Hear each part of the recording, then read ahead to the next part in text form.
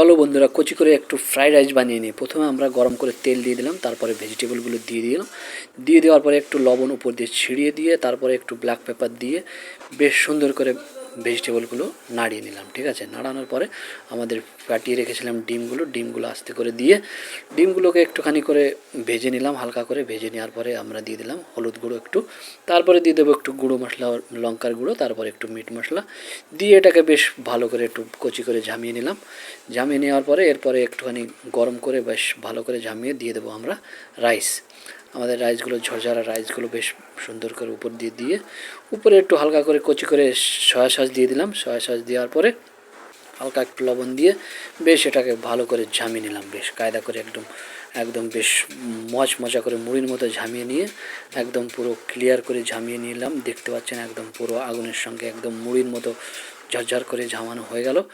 একদম বেশ একদম টেস্টি একটা ফ্রাইড রাইস হয়ে গেল। আমাদের সাথে একটা আমাদের ভেজিটেরিয়ান বন্ধু আছে, সে আবার খায় না, আর সাথে একটু হয়ে গেল চিলি চিকেন। ধন্যবাদ বন্ধুরা সাথে থাকার জন্য।